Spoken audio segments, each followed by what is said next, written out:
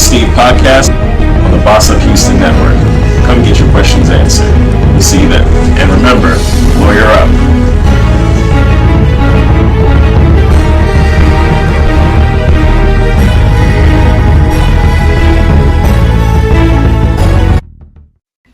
Hello, welcome everybody. Happy Friday. It is me, Steve Okoroha, here with the Lawyer Up with Steve-O podcast. I'm your host for today, and of course, I have yet some more guests today. But before we get into that, just wanted to, for those that haven't, watched before, I always like to take care of you guys, my newer viewers, and make sure that you know exactly what this show is about. Don't want to leave you guys in the dark. So what I do is I help provide legal advice and legal tips, that help impact your lives and keep you out of legal troubles, so that hopefully you don't need a lawyer. But if you do, you can definitely give me a call. But we are here today, and what the theme of this season has been is highlighting people that are, doing some pretty great things in the community. This show is no different. I definitely want to highlight, more individuals. So as usual, if you want to be highlighted on the show, definitely reach out to me. I'll give my contact information at the end of the show. And then we can hopefully, see you on the show and then be able to talk to you some more. So basically what I want to do is to tell you exactly who is to my right. We're talking to not one, but two strong advocates and people that are trying to make things better in our community. And uplift those that are in need. My first guest has a background in law enforcement, focused her time on mentoring ex-offenders and to give them second chances at life. Her company, Simple Choice Staffing Solutions, helps those formerly incarcerated find employment and the skills they need to succeed in life. So ladies and gentlemen, we have Angela Johnson here. Hi. Hi, nice to meet you. Nice to meet you too. Thanks for coming. We have quite a bit to talk about. I want to highlight a lot of the work you're doing, and the theme of this show is activism in the law, and I call both of you guys that are here on the show Sheros, because you guys are doing a lot of different hard work, and it's a lot that we want to mainly highlight and get into. So, guys, we're gonna get right into it. We're gonna first take a quick commercial break, pay some bills, but we will be right back.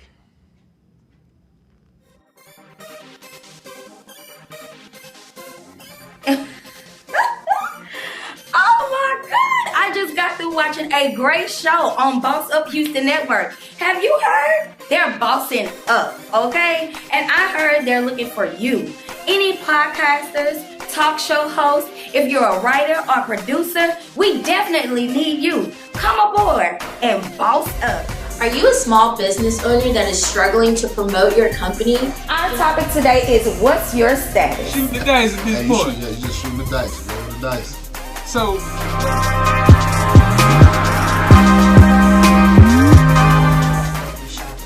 Yes. Hey, how y'all doing? It's attorneys. I love it. Imagine being televised on a national platform.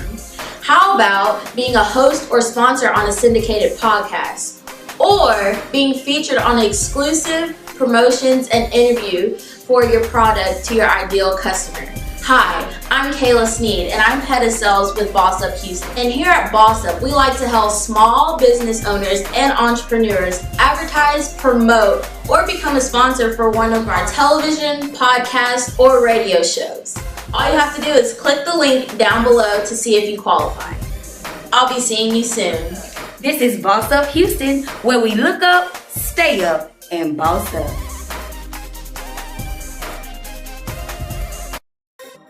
All right, welcome back, everybody. Glad you joined us today. This is Lawyer Up with Steve-O, and we're here to get into some work by the wonderful Miss Angela Johnson, who's going to talk to us a little bit first about her law enforcement background, and we're going to get into some other great things that she's doing. So, Ms. Johnson, with your company, as I stated before, Simple Choice Staffing Solutions, what type of services do you offer? Well, my services are, we do administrative assistance, general labor, hospitality. I have some people that don't have any type of job skills. So I deal with workplace readiness and job readiness, which are two totally different things. Okay. So with workplace readiness, it's getting them reestablished, understanding on how to fill out job applications, how to interview, dressing for success. Yeah. But then the job place readiness is when we go in and we do mock places, like working in a restaurant, that training that they need. I found that some people that are coming home that have been incarcerated still don't know how to read. Wow. So I at least have to make sure you know how to work a cash register. Yeah. If hospitality is more to it than just cleaning up a bedroom, understanding the different chemicals, things like that. So partnering up with different companies so that these people that are coming home have a fair chance. And that also the employer understands that some of these people have been incarcerated for 10, 15, 20 years. Wow, yeah. And they're coming home, nothing stops moving for us. Time continues to go, but it stops for them. For them, yeah, absolutely. So getting them acclimated to the different procedures within the workplace, wherever they're going to be working at. Whether it's at McDonald's, Burger King, the Hilton Hotel, people don't realize that when that person went to jail 20 years ago, the cash registers that are at McDonald's now are completely different. Completely different. Yeah, and it makes me think about a lot of things that people kind of take for granted. Once they see someone coming out of there, they're stepping into a new world. Absolutely. It's almost like, when COVID happened, there were some people that were off at sea, and then they came back, and then they just came to like empty towns and streets, and they were like, "What happened?" Right. It seemed like a nuclear bomb or something. But it's that drastic of a difference sometimes for these people. They're coming out into the world, and yes, everything is moving and everything, but it's different. A lot of things have advanced. So, the next question I want to ask was, what are some of the misconceptions or the most common misconceptions of ex-offenders that people on the outside have of them? I guess one of the biggest things is, why can't you find a job? Why can't they find a job already? Yeah. Why you don't have anywhere to live? Yeah. But a lot of times those people that come home that have been incarcerated for any length of time, the places that they did call home no longer exist. Yeah. It's hard for them to find a place. You cannot honestly, society thinks, they were rehabilitated and now they're home, but what does that really look like? And for me, I had to stop and think about it. I have a brother doing 25 years. I have one who just came home from doing 17. My son is doing 13 years. So what does that actually look like? Okay, in order for them to be successful in the re-entry back into society, they have to have a place to live. Yeah. They can't continuously stay at the halfway house. Yeah. They have to have a job. These people come home with maybe $100 in their pocket that the state give them, 50 when they leave and 50 when they get to a halfway house. Wow. I didn't know that. So how can you honestly say that you're helping someone to get back on their feet? Yeah. So people thinking that, they came home, they had some money, they still have to buy clothes, because 9 times out of 10, the clothes that they have, they don't have anymore. They still have to find a place to stay. Most of the shelters are not taking them because they full. We're talking about right now in the midst of a pandemic. Yeah. So you have to come home, see your parole officer, make sure that you check in as soon as you get home, find a place to stay if you didn't parole out to a halfway house, then find a job within 30 days of being home. Yeah. So all of this happens, and then they wonder why people revert back to what they knew that caused them to end up being incarcerated in the beginning. That's true. That's very true. And a lot of times we don't think about that. We just, we have that whole, American build yourself up, pull yourself up from your bootstraps and stuff, and we don't think how difficult it is for them to get back in. But going along that same wavelength, kind of bringing the whole law aspect into it, and you have a very unique perspective because you do advocate, for these individuals. what laws or policies are keeping ex-offenders from being able to exercise normal life when they come out?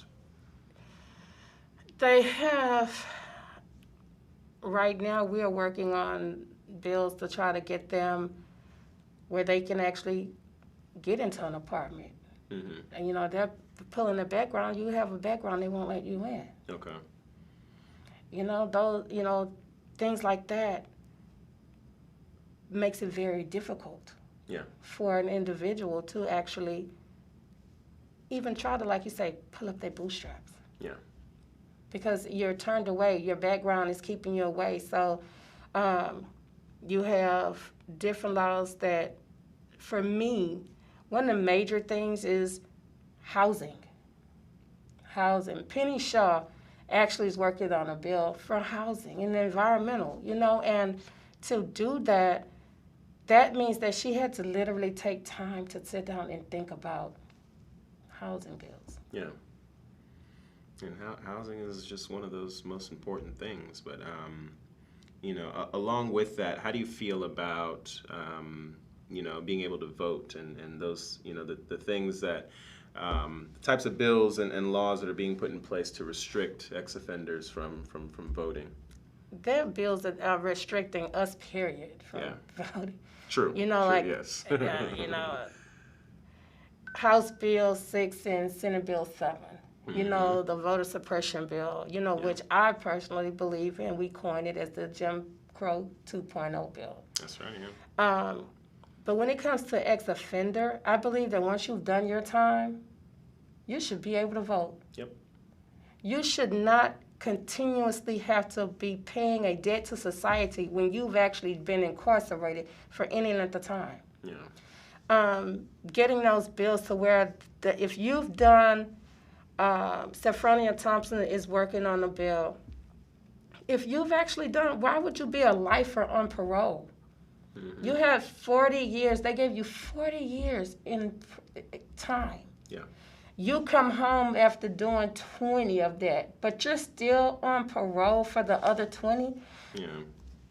That is ludicrous. Yeah.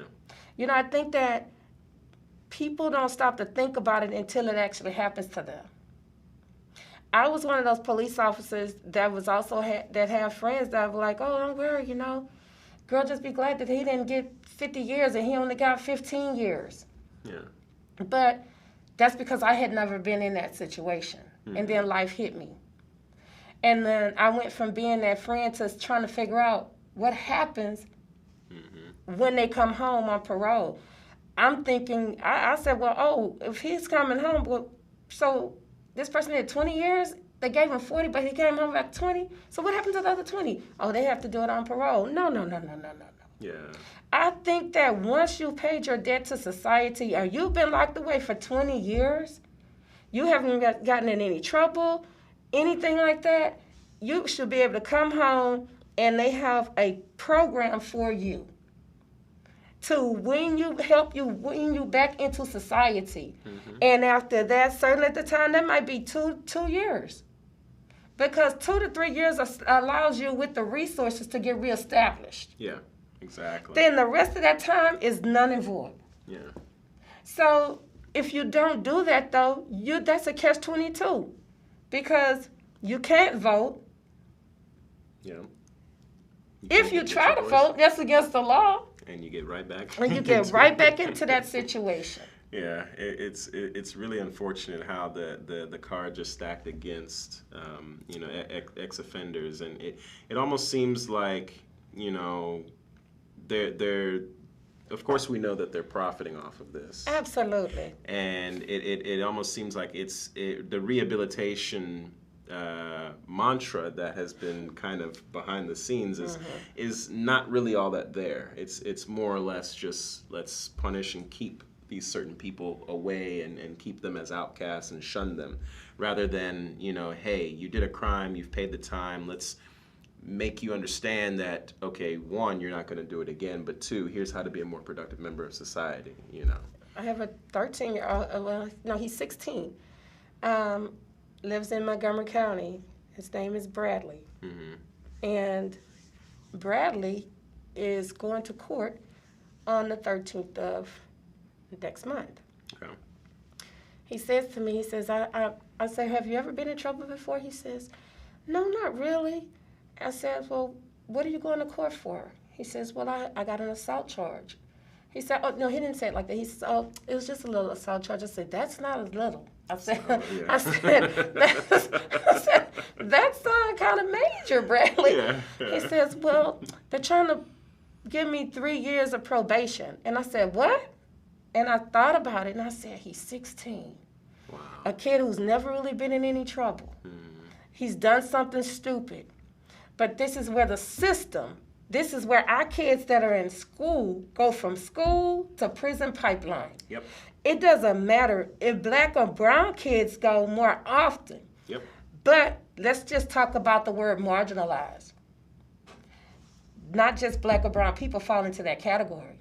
We're talking about white kids that have the same income ratio that our kids have to have. Yeah. And they can't afford the free world attorneys.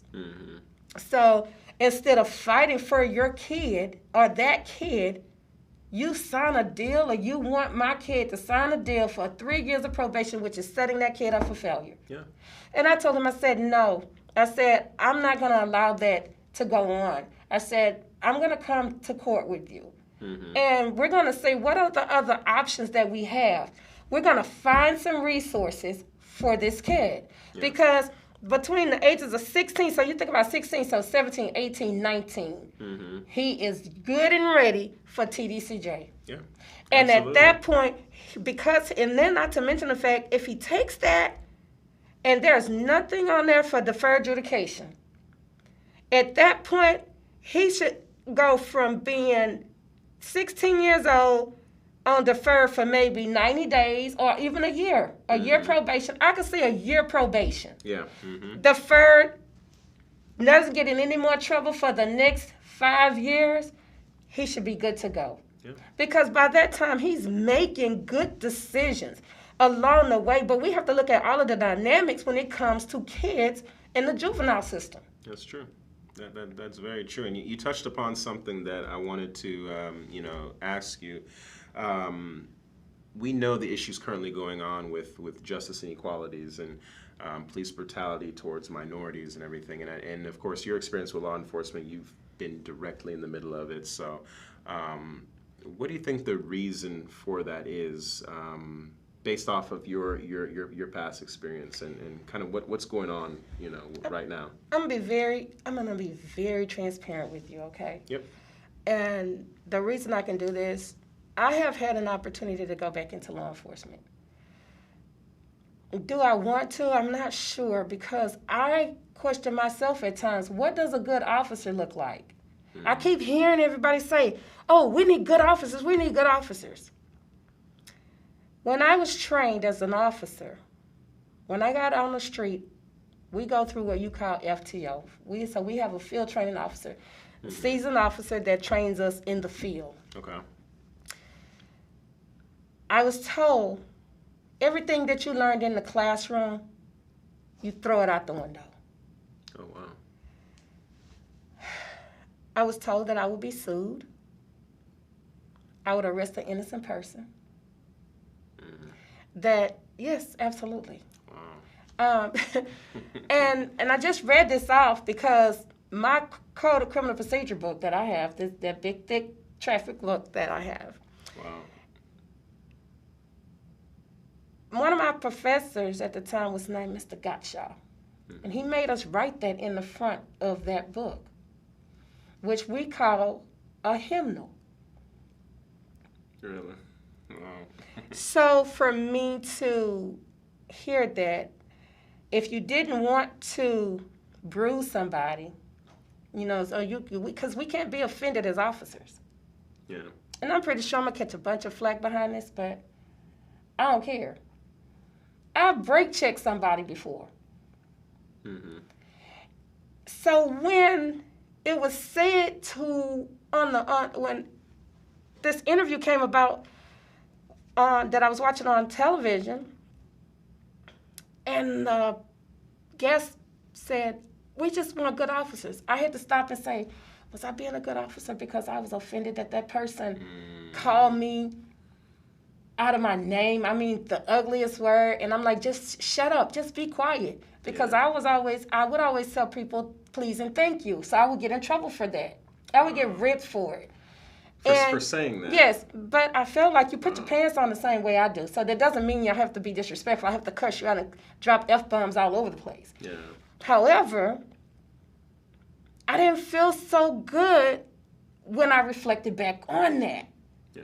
Because I'm like, am I really a good officer? Because I brake check somebody. I just told, and a lot of people don't even know what that means.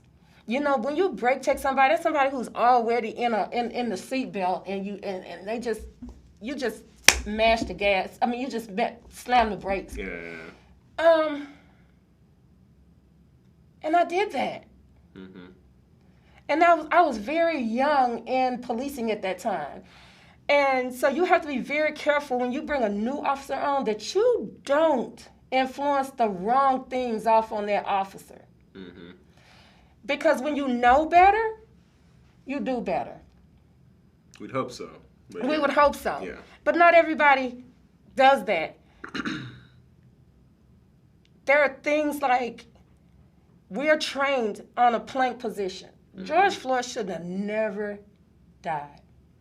It's true. I kept asking the question, what are the procedures? What are y'all procedures? Because we're trained in defensive tactics to plank somebody, but that's not when they're in handcuffs. Yeah.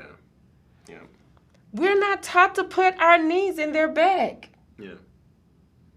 There are ways to restrain, but once a person is in custody and the cuffs are on and they are locked, we are taught at that moment that person is no longer a threat. Yep. So the bending of the chokehold, it has to go. That has to go. That qualified immunity, if you're a good officer, we don't worry about qualified immunity because we're not doing anything to violate anybody's civil rights. Yeah, that's true. You still have an opportunity to think before you react. Mm-hmm. It's a split second, but you get to think. It's common sense to know, even in the police academy, when we are trained on firearms and we are taught to keep our guns in a sole position. Mm-hmm. You know, it's a reason for that. Why is it that you're running away and now I'm shot in the back? Yeah. Or when the young man was killed and the officer said, taser, taser. My dominant hand is my right hand, so that's the side that I carry my gun on. Yeah. Your less dominant side is where your taser goes. Yeah. So you literally, they do that for a reason. It makes you think before you react. So all the things that need to happen in that George Floyd bill needs to stay there. The one that Ron Reynolds put together, Sandra Bland, all of that needs to stay. Mm-hmm. Absolutely. So there is no reason that I feel like this. Either one or two things are going to happen. Either I'm going to sue the agency or I'm going to sue the officer. Yeah. So if they sue the agency, then the officer isn't learning anything. He's not being held accountable. That's why it's called accountability. Yep. Because at the end of the day, the police agency and the police officer, this is mama and daddy, and this is the kid. Mm-hmm. So am I going to keep doing something to the mama and daddy because of the actions that the kid did, and the kid is 18 years old? Yeah. So no, that's not what we're going to do. Yeah. So I am going to continue to push and fight for every part of that bill to be passed. Yeah. No, absolutely. And you're going right into the next thing I wanted to talk to you about was a lot of your legislative work. I mean, you're an advocate for bills to be passed that effectuate some of these changes that we need and help us move forward as a community. So can you explain some of the work that you do, like who you work with and, you know, some of the bills that you're working on? Right now, I work with Texas Coalition of Black Democrats on the accountability team, where Dr. Candace Matthews heads that. Yep. She's a chair. She is awesome. Awesome. She is. She's about that life. Yeah. Absolutely. I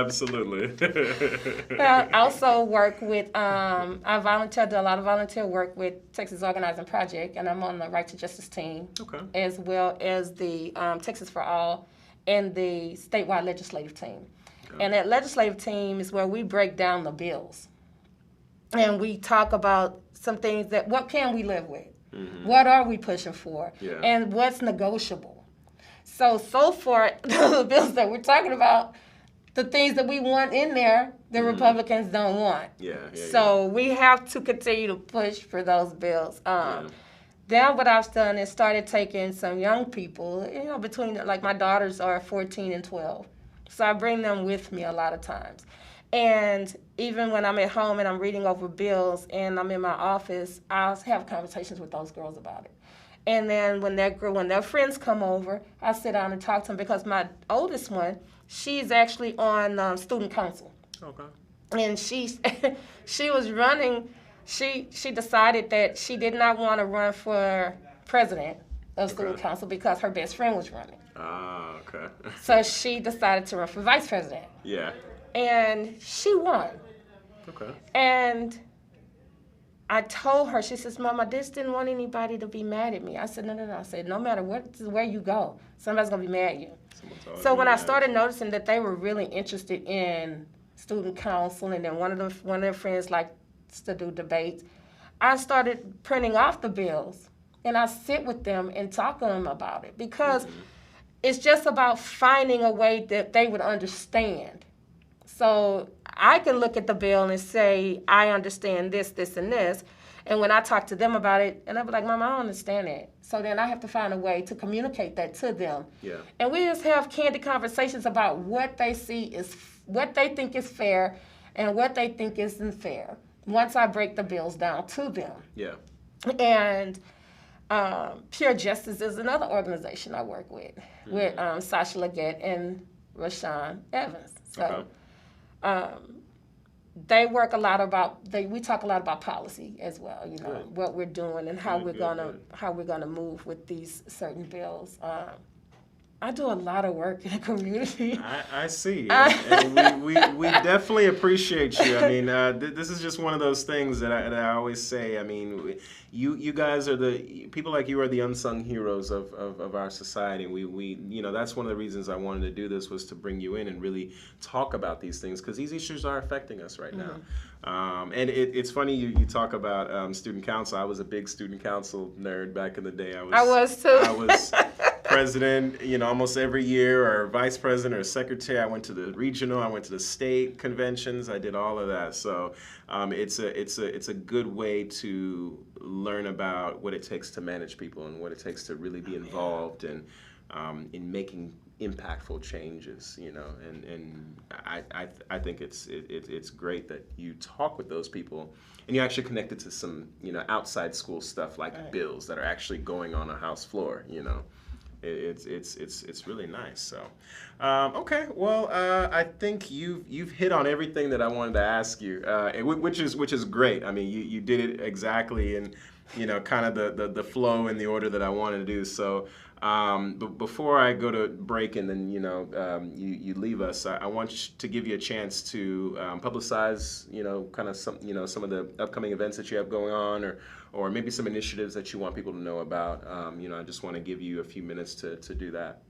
Well, I mean, right now we have a call to action. Well, Dr. Matthews has a call to action in Austin on tomorrow with the slab riders. The same thing that we did a few weeks back. Yep. And then because I am with the Montgomery County chapter, we're doing a call to action tomorrow in Montgomery County out at Conroe on the voter suppression bill. Okay. And we will be talking again, of course, about George Floyd and the bills that we need to make sure get through. Get passed, yeah. Right. And we'll have motorcycles. We'll do a motorcycle. Sounds like caravan fun. out there. Right. And we also, guys, it's really important that we hold these corporations accountable, which we have some corporations that was like they are on board with us. And right now it's about, we have been really going after AT&T because you're funneling money, but you're saying you believe in diversity and equality. But your actions don't align with what you're saying. I didn't know that was going on. Right. So every, and I do mean every corporate AT&T store, Texas Organizing Project, along with CWA, we are on it. Because you don't get to tell us one thing and show us something different. We need you to stop funding money to these bills. And not only stop it, but come out and say you are in support of helping us. Yeah. We want the bill dismantled. We don't want it, period. We want it gone. Yeah. Because you're taking away 24-hour voting. You're taking away drive-up voting. You know, these are things that we have to think about. Yeah, absolutely. Early voting. Absolutely. No, we're not going to stand by and watch you take that from us. Yeah. We're not going to take it lying down anyway. Yeah, no, of course not. And I had no idea AT&T was doing that, but that's good to know, you know, for those that, you know, patronize AT&T. This is what being involved is really about, and learning about what corporations are behind, because politics is all about money, unfortunately, and a lot of powerful corporations have a lot of insight and say as to the laws and policies that get passed that affect us. So that was some very good insight on you know what's going on. So thank you so much for joining us and giving us that great insight. Keep up the good work. You're definitely somebody that you know, I want to continue focusing and highlighting on, because you're doing some work that is really impactful in the community, and I want to say that, you know, I appreciate the work you're doing, and thank you. I hope that you continue. And everybody out there, if you want to get involved, I can definitely pass on Ms. Johnson's contact information. There's so many ways to get involved. You heard all the organizations that she's a part of. I've definitely, you know, kind of dabbled in some of those organizations myself, so stay tuned afterwards. I can definitely get you her contact information, but thank you so much for joining us. Thank you for having me. Yeah, absolutely. So we're going to take a commercial break, and we'll come back with our next guest, so stay tuned. We'll be right back.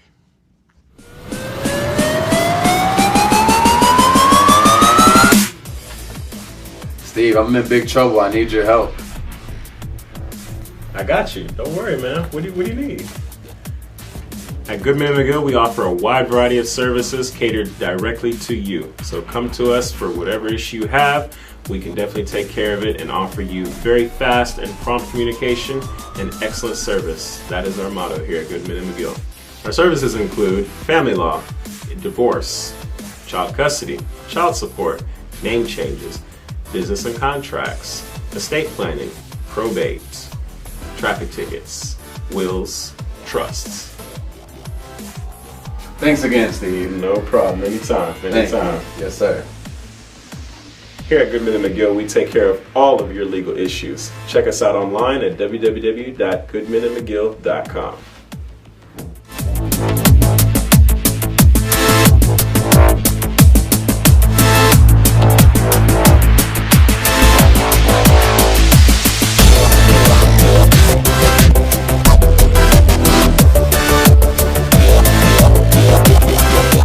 Our new house is amazing. Great street, huge yard. There is a bit of an issue with our neighbor's fencing.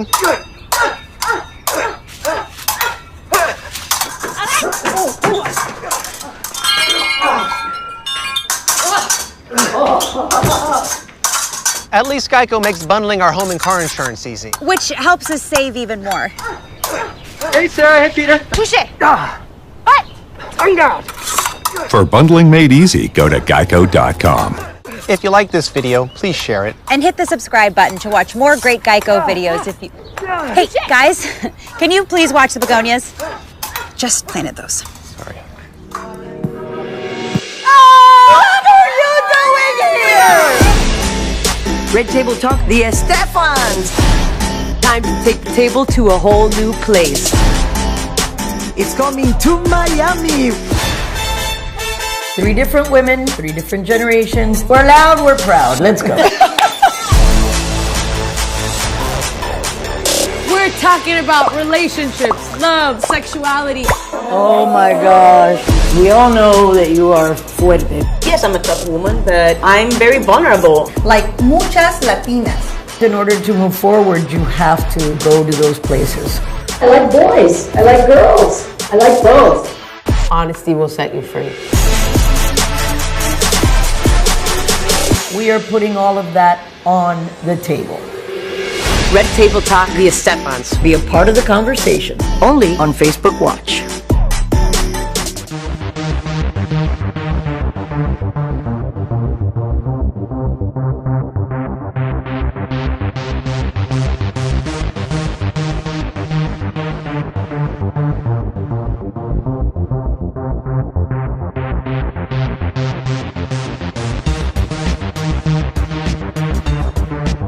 Stay up.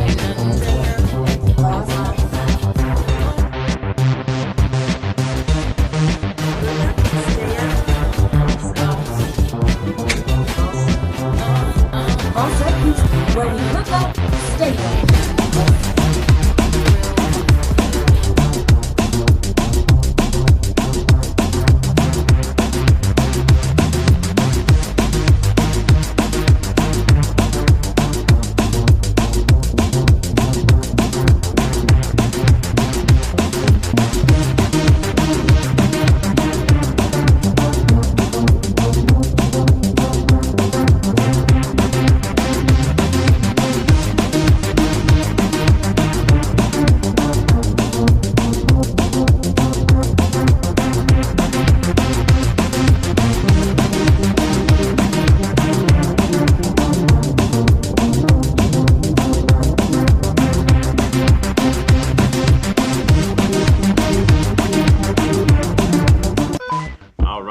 Welcome back, everybody. You know, like I said, we have an action-packed show for you today.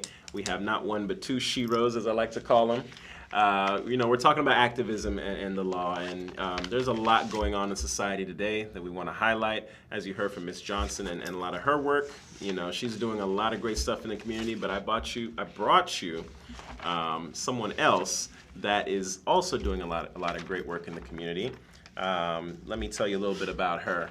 She's a community activist leader, leadership coach, a minister, and salon owner who is apparently very busy with all of those titles. She works to launch her cause titled Get Well America, to speak on racial inequality, social injustice, and uniting all of America. So, ladies and gentlemen, we have Dr. Vicki Bush. Good How afternoon, you doing today? good afternoon, good afternoon. Happy Thank you Friday. for having me. Happy Friday, happy Friday. Yes, Glad to happy have Friday. you.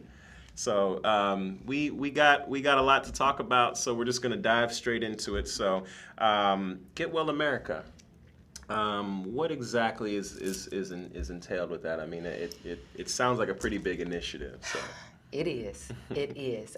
Get Well America came about during the death of George Floyd. Okay. I was forced to look at the video with his life being snuffed away from him, being literally taken from him. And I was forced to look at it by my son. And he literally sat me down and said, "Mom, look, listen." And I had told him, "Well, no, you know, I'm busy. I really don't want to look at that. You know, I've seen so much of that. It really hurts me." He said, "No, Mom, you have to." And when I looked at it, it changed my life immediately. You know, we always say the old cliche, somebody needs to do something. Yeah. It ran across my mind, and the very next thing I said was, I'm that person. I am going to do my part today. Yeah. And I immediately got a rally together at that moment. Wow. And I said, enough is enough. Yeah. America needs to be well. Yeah. We need to be well. Yeah, and there's just so much unrest with racial tensions and you know, police brutality and you know, people are taking sides of this.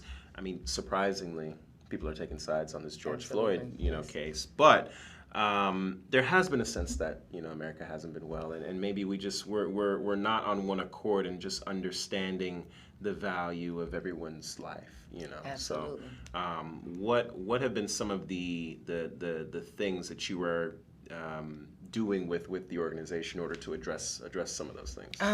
One of the things, I'm just driving home the point that an injustice anywhere, as Dr. King said, is an injustice everywhere. Yep. And, you know, and So I'm out there, you know, I've not been in the political arena all of my life. This is just, I am an American. Yep.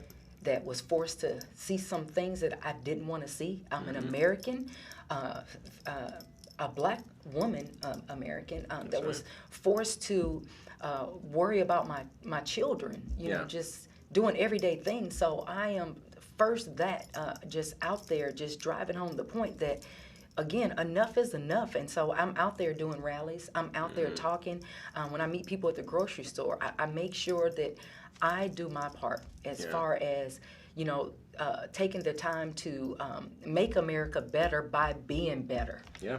You know, just, you know, a good morning, a hello. It makes a difference, a smile. Let me get that door for you.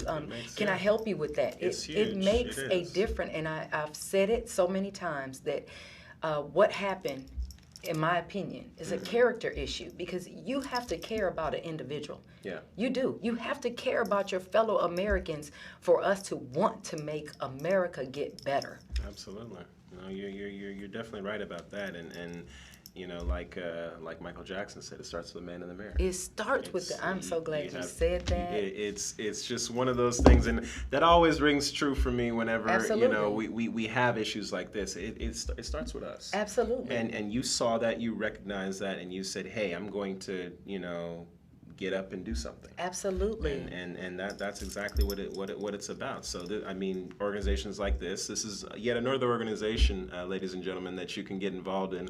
I'm always giving different ways that people can get involved, so that really you don't have an excuse to get involved. Yes. You can always, you know, take the time out to do it. I run a full-fledged law firm, and I'm still out, you know, trying to make changes. So it's very important that we as citizens get involved and actually be the change that we want to see. So in terms of like community activism, you know, I know you do a little bit of legislative work as well. What have been some of your efforts outside of Get Well America that you've been involved in? Well, I actually do a Zoom call every Saturday where I am talking to a group of people, and then I pray with that group of people. So just out there, just like I said, just doing things that I can do. You know, I have a salon, so I'm every day I'm driving that point home to, you know, my clients as well as people that's around there. And again, this is new to me, so you'll see me out there very visibly here shortly, very visibly. And if I get a chance today on your podcast to, it's a poem, but it's my manifesto of what Get Well America is in a nutshell. Hey, So at any point. Go right ahead. Okay, Yeah. wonderful. Wonderful. And I think this is a drive home. This ends all questions. It's my personal manifesto as a black mother and black woman American. I love it. I love it.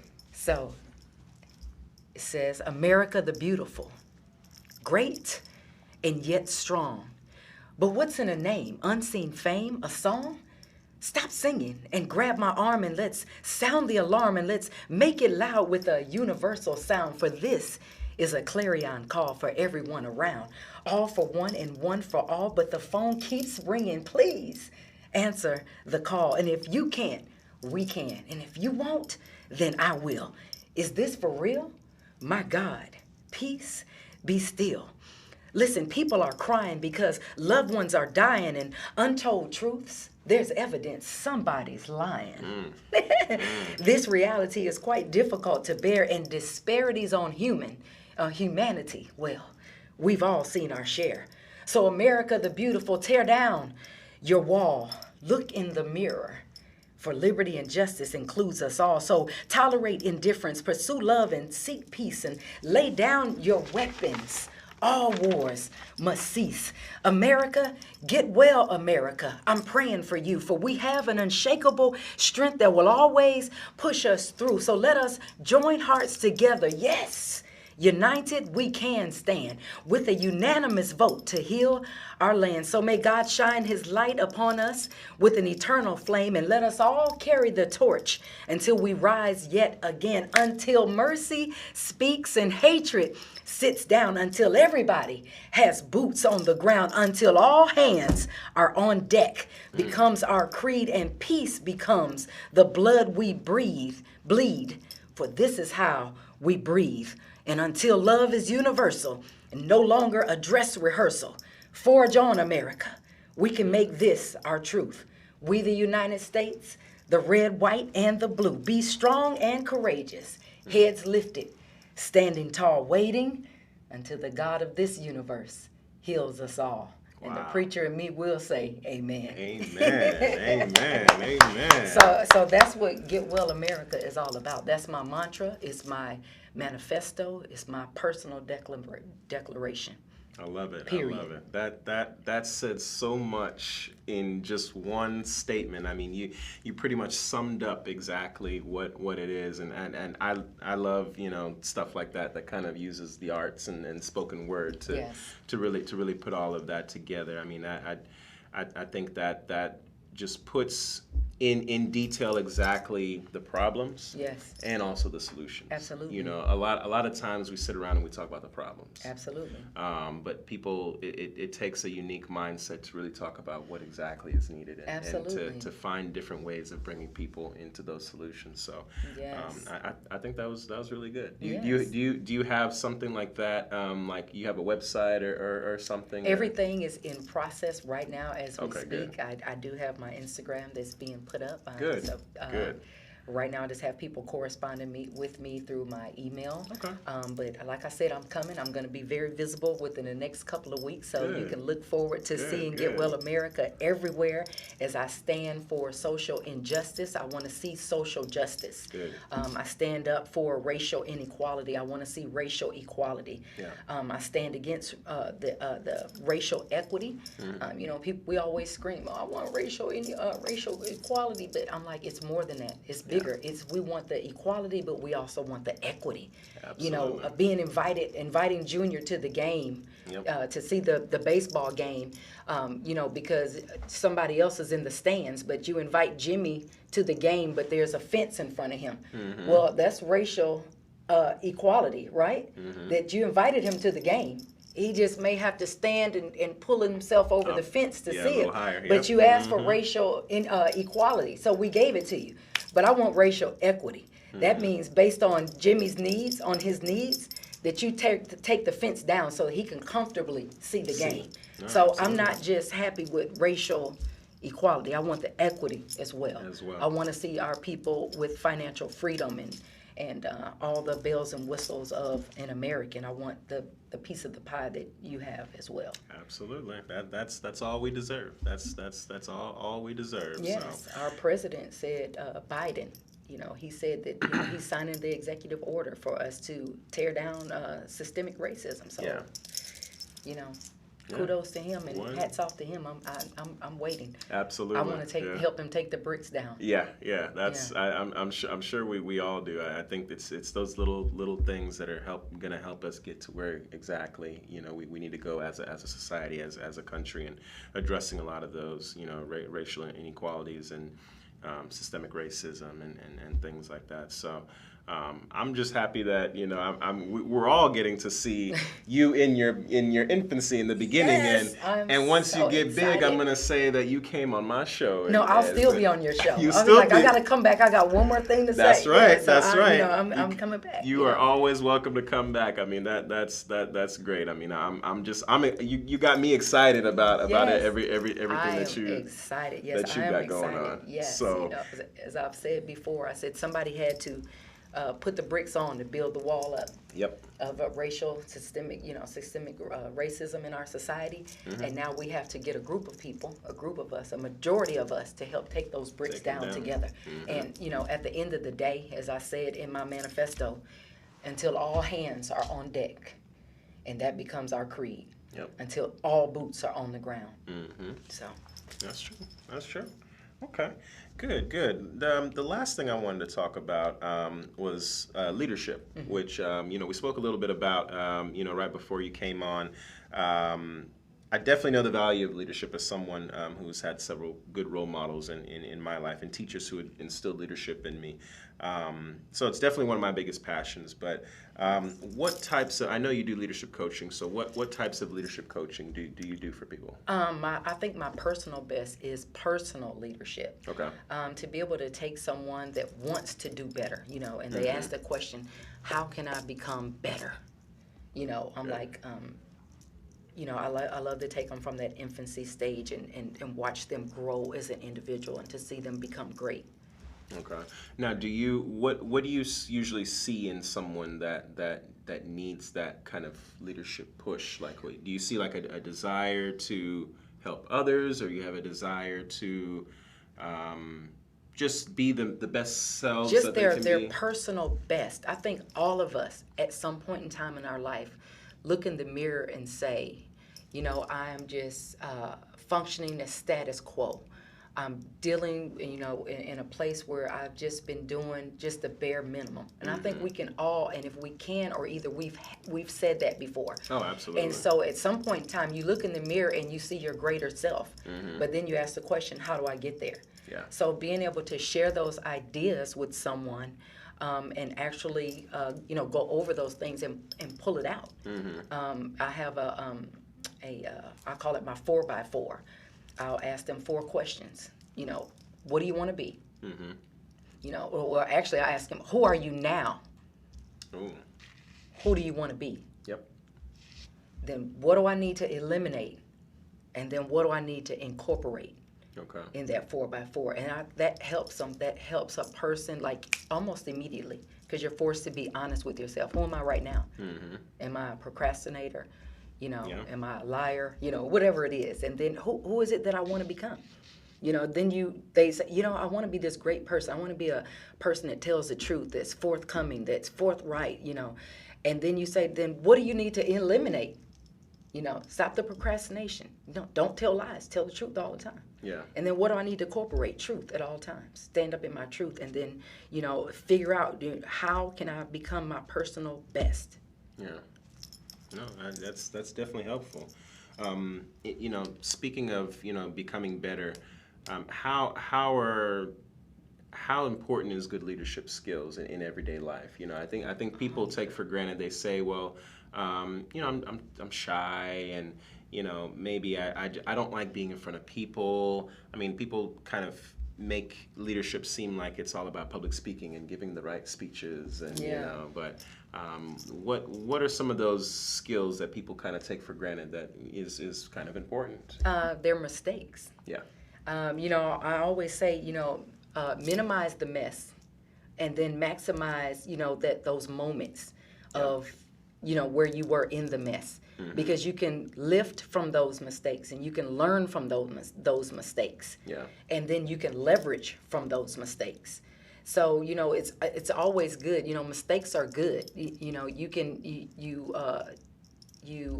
You succeed by falling. Every time you fall, you'll learn a lesson along the way, and you go, you know what, the next time I'm walking in this direction, I have to realize there's a roadblock.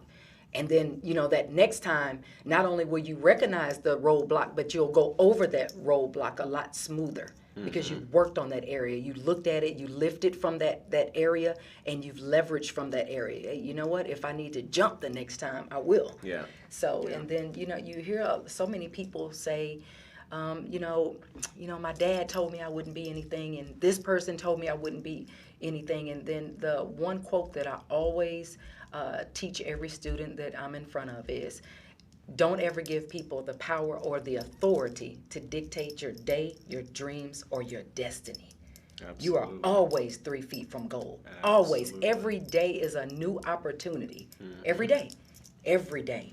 No, absolutely. And would you say that learning from your mistakes is probably the biggest advice you give people in order to help them become better, just in life in general? Life in general, you know, I say not only learn from your mistakes, but lift from those mistakes. Yeah. You know, lift from and then leverage from those mistakes. I would definitely, every day, whatever you did yesterday, however you messed up yesterday, when tomorrow comes, you have a new opportunity.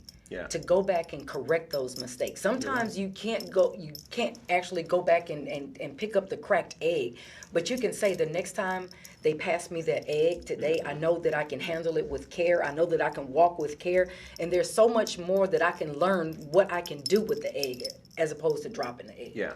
Yeah. So yes. No, and that's true. That there's always some type of lesson to be learned from that previous mistake that you made. I mean, it's not always bad. Absolutely. It looks bad when you're in it. Yeah. And you feel embarrassed, you feel shameful, you're angry, you're upset. But you can always look back on it and pull something from it to help you advance yourself. And I think that's definitely a good lesson to tell everybody. You know, hey, your mistakes are your mistakes. I made mistakes. She's made mistakes. We all make mistakes. We're only human. Absolutely. You know, look to those mistakes and really try to improve upon them. So. Absolutely. I tell people all the time, you're always in position to win. You just have to have the will to possess the win. Yep. Absolutely. Definitely. So, well, you know, before we head out, I just wanted to, give you a chance to publicize yourself and tell everybody about, if there's any events you have going on, any initiatives you have going on that they can be involved in. You can talk about your business as well, your ministry. Is there anything you wanted to kind of let the public know about? Well, as I've stated earlier, I am in position at the moment right now, revamping everything and politically with a lot of the policies and everything that's in place right now. I can't exactly say what I'm doing as far as the political field, but you will, again, I'll be very visible here shortly. And I just... well, actually, you can always reach me through my email at the moment until I get everything up and running. But it's vikkibush@gmail.com. Perfect. And you can look forward to seeing me out there very soon, very visibly. Good. I'm going to be out there. So. Hey, no, I'm excited for you, and it already sounds like you have so much that you're about to unleash on the world. So I will definitely share your yes. I'm definitely getting ready. I'm getting ready to unload. Yes. I'm getting ready to make a bomb. Yeah, not a real bomb. Not a real bomb. Yeah, I'm getting ready to I'm getting ready to detonate some sound. That's right. So yes. We're all ready for it. Absolutely. We're definitely all ready for it. So, thank you so much for joining us. Thank you for having me. I've learned quite a bit. Not just about you, but about some of the initiatives that you're doing. Absolutely. A lot of, I'm sure the people out there learned a lot about leadership and how to, kind of take and learn from, your past mistakes and really kind of make yourself better, because what we want are people that are not only just self-aware themselves, but they're also, in a good position to improve their lives and improve other people's lives. So I think you're doing some great work, and I'm excited for you. And yes, we are going to have her back on the show anytime. Once she gets up and going, I definitely want to see where she's at. We're going to monitor her success, because I'm going to ride those coattails. Yes. And you'll be there. You'll be at some of the events. Yes. So everybody will be forced to be there, because I'm going to be out there. Hey, give me a call anytime. I'll definitely be there. But we will go ahead and share your contact information as well. So everybody, if you want to get in contact with her, she also gave you her email, vikkibush@gmail.com. Absolutely. We'll get all of her contact information. So thank you so much for joining us, Dr. Bush. Thank you. And we are going to be right back. We're going to take a quick commercial break, and then we're gonna round up. So we'll be right back. Get well, America.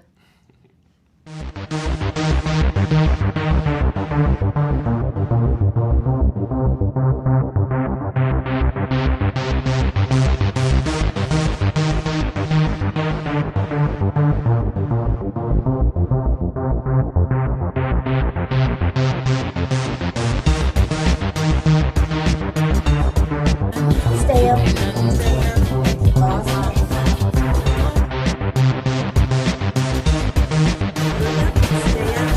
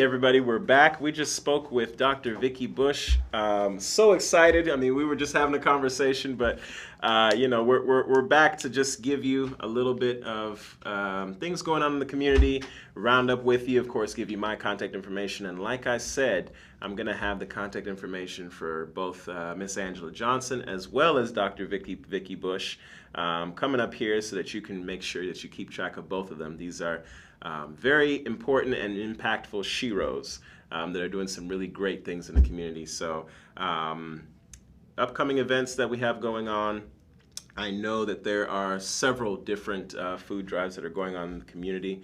You might want to check out those. I'm going to put links to some of those in this video as well, and in the comments section on Facebook. But one thing I wanted to let you guys know is, excuse me, that we have an election, going on right now. It's for your local school boards. So I know everybody's like, oh well, we voted last year for Trump and Biden, and I thought we were done with that. No, voting goes on constantly. We're voting for city council. We're voting for congressmen, senators. We're voting for constables, sheriffs, school board members. So it's very important that you exercise your right to vote and make your voice heard, because that is the biggest way that we are able to make change, by making your voice heard, so that our leaders know exactly where you stand on different things. And then you also know exactly which leaders are going to carry your message of change. If you want things to say, and if you want things to stay the same, that's fine as well. You just have to go out there and voice your opinion. And the way you do that is by voting. So make sure to get out there and vote. Find out when your local school board election is, and get out and vote. The last thing I wanted to talk about before we round up, I am the Executive Vice President of Legal for the American Caribbean Chamber of Commerce. If you've heard of the organization, we do a lot of great things in the community. We do food drives, we do charitable donations. We do a lot in the community to help people get back on their feet and to provide opportunities that most people do not have. So definitely feel free to check us out. Check out the American Caribbean Chamber of Commerce. I am putting together a legal council that is going to have the best and the brightest attorneys in all fields of law. So if you know someone that may be interested, definitely feel free to contact me. I'm about to give you my contact information so that we can get a lot of different lawyers that will be able to help everybody, from whatever issue you have. And I've spoke about a lot of different issues. Go back and check out season 1 so that you can see a lot of different issues that I've talked about, and you can learn a little bit about what it may take to help your situation. So that's that. So let me give you my contact information before we get out of here today, and I'll let you go enjoy your Friday. My email address is contact@goodmanmcgill.com. My phone number is 833-529-9748. My website is www.goodmanmcgill.com. I'm on Facebook, I'm on Instagram, I'm on Twitter, I'm on LinkedIn. I'm probably on every website, every type of social media except for Snapchat or TikTok. I don't have a TikTok either. So, but feel free to reach out to me. Let me know kind of what you think about the show. If you want to see yourself on the show, reach out to me as well. We definitely want to highlight you and talk about the good work that you're doing in the community. Everybody's doing big things. So, I want to make sure that, I highlight that. So, definitely feel free to reach out to me on any platform. And of course, remember, when life gets you down, remember to lawyer up. All right. Have a good Friday, everybody. Take care.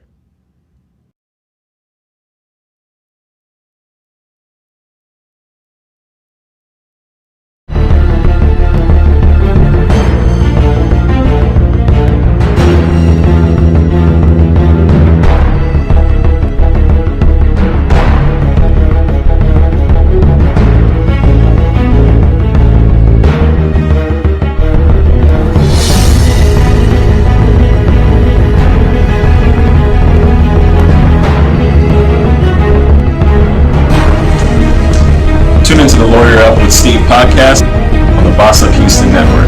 Come get your questions answered. We'll see you then. And remember, lawyer up.